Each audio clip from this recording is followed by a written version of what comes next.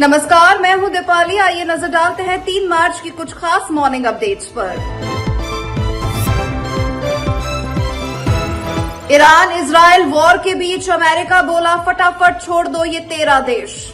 Israel और America के हमलों और ईरान की जवाबी कार्रवाई के बाद से पूरे पश्चिम एशिया में तनाव बढ़ता जा रहा है। इस बीच अमेरिका ने चेतावनी जारी कर मिडिल ईस्ट के 12 से ज्यादा देशों में रह रहे अमेरिकी नागरिकों को कहा कि वो अभी के अभी वहां से निकल जाए। ये फैसला ईरान पर अमेरिका और इजराइल के हवाई हमलों और उसके बाद ईरान की जवाबी कार्रवाई से बड़े तनाव को देखते हुए लिया गया है। सरकार ने नागरिकों की मदद के लिए हेल्पलाइन नंबर भी जारी किए हैं। ये एडवाइजरी बहरीन, कुवैत, मिस्र, Lebanon, Iran, Oman, Iraq, Qatar, Israel, Saudi Arab, Syria, Jordan, संयुक्त अरब अमीरात और यमन जैसे देशों के लिए जारी की गई है।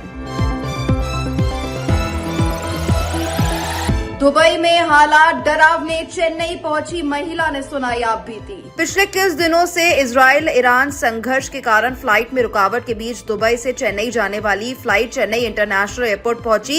एक पैसेंजर ने कहा, हालात बहुत डरावने थे और हमें हर कुछ घंटों में धमाके सुनाई दे रहे थे, लेकिन सभी हमलों को रोक दिया गया। हम घर वापस आकर बहुत खुश हैं। I landed in Dubai on Saturday. From Saturday 1 o'clock they announced the airspace cancellations. அப்புறத்துலேருந்து ஹோட்டல் ரொம்ப நல்லா பார்த்துட்டாங்க. Emirates they put us in a very nice hotel. அப்புறம் 3 daysக்கு வந்து it's very scary situation. We heard explosions almost every few hours. ரொம்ப ரொம்ப பயமா இருந்தது இருக்கிறதுக்கு. ஒரு they were all interceptions. அதாவது it was not very நம்ம கண்ணில் வந்து மிசைல் அது நைட்டில் தெரியும், but it was just they were all intercepted, as in they assured that you're all safe now. But messages வந்துட்டே இருக்கும். ஆனால் வந்து எமர்ஜென்சி அந்த missile struck messages, it was very scary situation. So we are very very happy to be back home, safe, alive. Mamata Banerjee बोली, पक्षपाती चुनाव आयोग लोगों के नाम हटाना चाहता। पश्चिम बंगाल की मुख्यमंत्री ममता बनर्जी ने कहा, बंगाल में करीब 1 करोड़ 20 लाख लोगों को आज वोट के अधिकार से वंचित किया जा रहा है। क्या आपको लगता है कि ये वोटिंग अधिकार का मानदंड है? क्या आपको लगता है कि ये सही है? क्या ये लोगों के साथ नाइंसाफी नहीं है? मैं किसी खास समुदाय या खास धर्म के बारे में बात नहीं कर रही हूँ। बंगाल में बहुत सारे लाखों, करीब 1 करोड़ 20 लाख लोगों को आज वोटाधिकार से वंचित करने के लिए जा रहा है। मेरे को मन अच्छा नहीं है। जो लोग आज सब हरा के इधर में बैठे हैं, कल भी एक आदमी को मौत हुआ, जब देखा उसका नाम एडजुडिकेशन में दिया, मतलब डाउटफुल। वो लोगों ने पूरा पता दिया, पासपोर्ट दिया, सर्टिफिकेट दिया,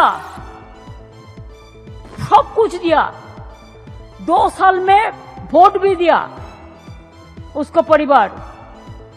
लेकिन एक एक परिवार में अगर हस्बैंड का नाम है तो वाइफ का नहीं है। क्यों? शादी होने का बाद वो शिफ्ट करता है, जिसको नया नया शादी हुआ है, इसी के लिए। Do you think it is the criteria for voting rights? हम इतना दिन हिंदुस्तान में रहने का बाद भी we have to consider ourselves not as Indian citizen. Do you think it is proper? Is it not the injustice to the people? I am not speaking about any particular community or particular religions, but each and everybody who are the voters of these genuine voters of this country, they have the moral right to be the voters. But this biased government of India and the biased election commission, Iran के परमाणु हथियार को लेकर Donald Trump ने किया post. अमेरिकी राष्ट्रपति Donald Trump ने पोस्ट किया, अगर मैंने ओबामा की भयानक ईरान न्यूक्लियर डील को खत्म नहीं किया होता तो ईरान के पास 3 साल पहले ही परमाणु हथियार होता। ये अब तक का सबसे खतरनाक ट्रांजैक्शन था और अगर इसे ऐसे ही रहने दिया जाता तो दुनिया आज पूरी तरह से अलग जगह होती। धूमधाम से मनाया गया होलिका दहन, झूमते दिखे लोग। देश में अलग अलग जगहों पर पारंपरिक तरीकों से होलिका दहन की रस्में अदा की गई। इस दौरान लोग खुशी और उत्साह से झूमते नजर आए। वहीं पुलिस बल भी इस त्योहार को सकुशल संपन्न कराने को लेकर पूरी तरह से मुस्तैद नजर आया। मॉर्निंग अपडेट में फिलहाल इतना ही। मुझे दीजिए इजाजत। नमस्कार।